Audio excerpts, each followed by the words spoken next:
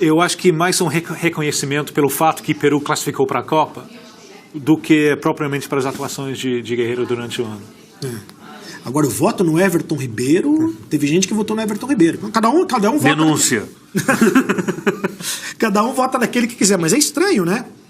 O Everton Ribeiro, que não jogou a Libertadores, jogou só a Copa Sul-Americana, por isso é que eu estou estranhando. 0 Hora, fala do Internacional. O Diego vai falar do Internacional agora com a gente também. O que traz o 0 Hora? A largada para um novo Inter. Time comandado pelo técnico Odair Hellmann começa hoje a pré-temporada. Primeiro eu queria que você falasse, Diego, do Odair Hellmann. Quem é Odair Hellmann, o técnico do Internacional?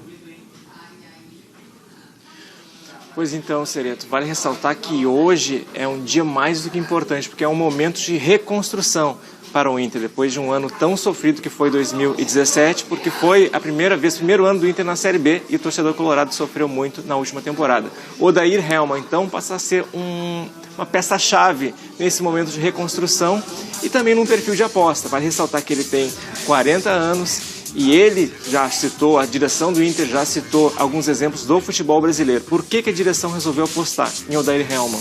Porque vai apostar num perfil que conhece o clube, ele transitou pelas categorias de base do Inter, é ex-jogador do clube e tem algumas coincidências, até algumas curiosidades. Há 20 anos, o Odair Hellmann foi campeão da Copa São Paulo de Futebol Júnior, com Guto Ferreira como treinador pelo Inter. E o Guto Ferreira é justamente o ex-treinador de Odair.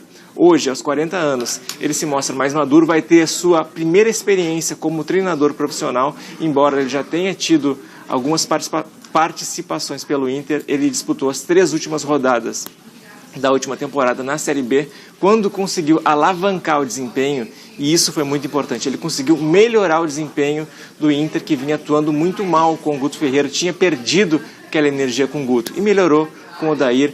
Por conta disso, a direção resolveu apostar num perfil que dirigentes falam que é semelhante de Fábio Carille, que é um treinador formado na base, que não é tão caro para o clube e que pode, quem sabe, dar um retorno maior. E durante essas férias, o Odair circulou, esteve na França, no qual fez um estágio no Paris Saint-Germain e também passou pelo Rio de Janeiro, no qual encerrou o curso de treinadores da CBF. Então há uma expectativa muito grande em relação ao Odair para saber qual o desempenho que ele vai ter no Inter. Mas a gente sabe que ele é um técnico com perfil estudioso, Sereto.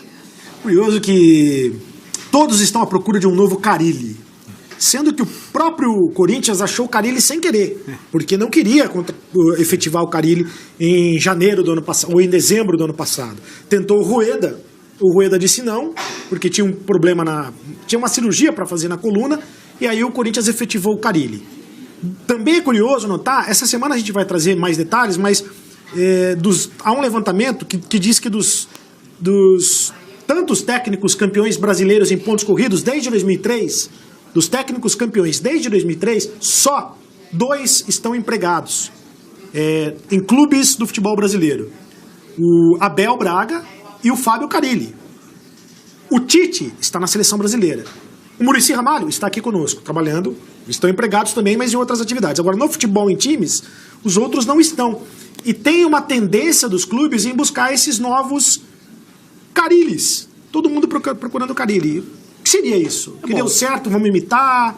Primeiro é a falta Solução de grana. barata. Né? Primeiro é a falta de grana. Você, para achar um Carille, você precisa ter primeiro uma crise financeira no clube. Para você ter um Jair Ventura também. Para você ter o Felipe Conceição no Botafogo também. E imagino que no caso do Internacional, se me lembro bem do noticiário do ano passado, o Odair Hellmann também surge na esteira de um clube que tenta se reorganizar financeiramente e precisa abrir mão das grifes, porque esses técnicos ficaram muito caros, eles trazem comissões técnicas às vezes, eles aportam ao clube um peso junto com a grife que eles trazem. Então, assim como a gente vê o que acontece na hora que o time vai buscar alguém na base. vai buscar na base quando não tem dinheiro para contratar. Agora, está sendo um movimento interessante, porque a gente está vendo novos nomes, a gente está vendo nomes até emplacarem, como por exemplo, o exemplo que eu dei do Jair Ventura. E curioso, Tim, também é o seguinte, que junto com esses técnicos vem o adjetivo ou o carimbo de estudiosos, como se os outros não fossem, né? Porque é o único carimbo que você consegue botar neles, né? Eles não têm, campeões eles não foram, ninguém deu chance para eles anteriormente, mas eles têm estudado. Mas eu fico imaginando o que seria um estudioso. Ele tem vários livros, uma biblioteca, ficam ali lendo, horas e horas lendo. Também a gente não conhece eles como jogadores, né? Então precisa achar algum rótulo para botar, mas é um rótulo meio preguiçoso, né? Eu concordo. Fala, Diego. Não, pois então, o rótulo de estudioso foi porque ele realmente estudou nesse período de férias. Ele fez como eu falei, fez um período de estudos no Paris Saint-Germain, foi lá, acompanhou o Neymar, que ele teve um período com ele na seleção olímpica, e também encerrou um curso de preparação na CBF. Por isso, o rótulo de estudioso. A gente sabe que é um treinador que está tentando se atualizar, mas vale ressaltar que antes do Odair, o Inter tentou 2 medalhões. Entre aspas, o primeiro, Abel Braga, que permaneceu no Fluminense, e falaram bastante também do Roger Machado, que acabou optando pelo Palmeiras. Então, não fechando com 2 medalhões, o Inter resolveu apostar em uma opção muito mais barata e quem sabe que dê o mesmo resultado, não sei, a gente vai ver a partir de agora. Diego, você é obrigado a só dar abrir um parênteses aqui.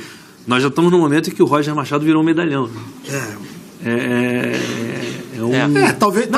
Talvez o que queira dizer o Diego é o seguinte: um medalhão do ponto de vista do mercado. Já é para o mercado alguém. Pois é, é impressionante. É um cara que surgiu para o futebol há menos de 5 anos. Ainda é estudioso.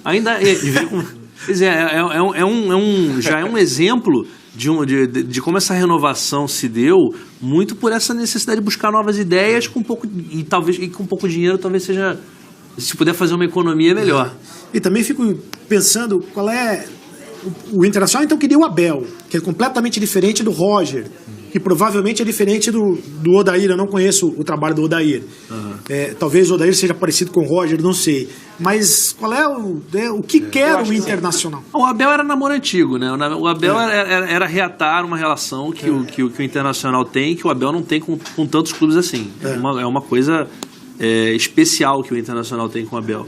Agora, o Roger era aquela possibilidade que todo time que estava sem técnico, naquele momento, iria porque ele se colocou para o mercado. Olha, vou esperar para ter uma pré-temporada.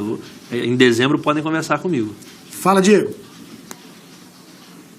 Não, pois então, o Roger ele se tornou um treinador top no cenário do futebol brasileiro. Até o Corinthians procurou o Roger antes de efetivar o Fábio Carille. Então foi nesse sentido que eu citei o medalhão, até em comparação com o próprio Odair. Mas o medalhão mesmo, na palavra, seria Abel Braga. E o Roger é estudioso, assim como tem o perfil do Odair Hellmann. É isso aí. E as novidades do Internacional dentro de campo? O Internacional contratou alguns jogadores, entre eles o Roger, atacante, que foi contratado do Botafogo. O artilheiro Roger. O que você diz dessas novidades, o Diego? É verdade, o Inter se representa da Start na temporada a partir das 3 da tarde de hoje e por enquanto, são 5 reforços. É o Roger do Botafogo, são 2 volantes, que é o Gabriel Dias, ex-Paraná, o Patrick, ex-Sport, e 2 laterais direitos, que é o Juan, ex-Boa, e o Dudu, ex-Figueirense. O Inter, ele aposta em jogadores de mercado, são jogadores mais baratos, por enquanto, são negócios de ocasião, de momento, e não faz nenhuma aposta, não faz nenhuma contratação cara, por enquanto. O Inter está apostando mais nesse sentido, não gastar muito.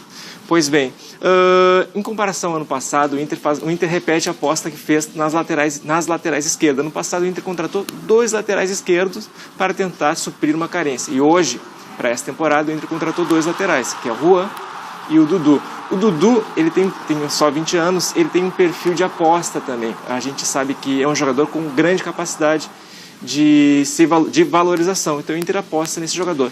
Mas, para falar a verdade, se a gente analisar esses 5 jogadores, a gente não vê nenhum jogador que chega para vestir a camisa e ser titular do Inter. O Inter hoje vai iniciar a temporada e se o Odair quiser repetir a escalação dos 11 jogadores do último jogo, do penúltimo jogo, ele vai conseguir, porque todos os jogadores permanecem, inclusive Eduardo Sacha, que muito se falava que o Sport queria contratar, que o Fluminense queria esse jogador por o Wellington Silva, que aliás que está muito próximo também de acertar com o Inter. O Wellington Silva já passou pelos exames médicos, falta apenas troca de documentação e é possível, inclusive, que ele esteja na apresentação do Inter às 3 da tarde. Faltam apenas pequenos detalhes. Então o Inter está indo pé por pé, não está fazendo grandes investimentos, está indo com calma no mercado, não apresentou nenhum negócio grande. E também tem uma questão, que o Inter também trabalha pela renovação de saída. O Inter já negociou, já emprestou 25 jogadores e ainda e mesmo assim vai se representar com jogadores conhecidos, por exemplo, Anderson e Seiras.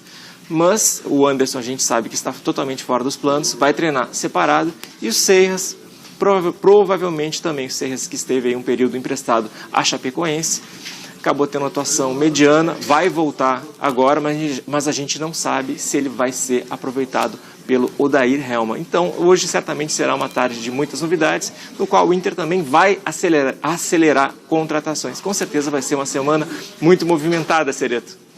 Valeu, Diego. Um grande abraço para você, para o pessoal da RBS em Porto Alegre. E antes que vocês falem, mas não vai falar do Grêmio? Não vamos falar do Grêmio. A não ser que tenha notícia. Hoje foi a reapresentação. Porque tem que explicar isso aqui, entendeu? Porque outro dia não falamos do Santos. Mas falamos do Luan. Falamos do Luan. Falamos do Luan. Então, falamos do Luan, já falamos do Grêmio. Mas é que quando o Grêmio se reapresentar, falaremos com mais detalhes do elenco do Grêmio para a temporada 2018. Falamos do Luan, falamos do Grêmio. É isso. Você viu o que o Diego falou? Tchau, Diego. Você viu o que o Diego falou? Que o Internacional emprestou 25 jogadores. Qual era o tamanho do elenco do Internacional? 25 jogadores emprestados. E mesmo assim ainda não conseguiu emprestar todo mundo que tem contrato ainda com o Internacional. Tem jogador com historicidade, né? Tem um grande volume de contratações para tentar resolver o time ao longo da Série B. Jogador que você contratou e não sabe por que contratou e tem contrato até 2020 e aí você tem que administrar. Isso tem a ver com o que Mávio falou sobre o troco de treinador.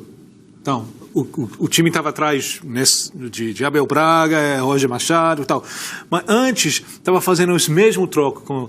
Cada técnico com cada ideia, então eu quero ele.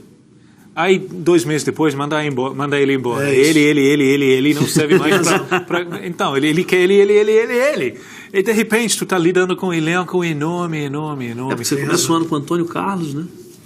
Teve Zago. Esse ano sim, Antônio Carlos, depois teve o Guto. Teve o Guto Ferreira, e o Guto Ferreira foi quase até o fim, né? Foi demitido faltando algumas rodadas para a Série B. Mas no outro ano teve todo mundo. Terminou com Lisca, teve Falcão, passou por Celso Rotti, terminou com Lisca, teve mais gente nesse intervalo ainda.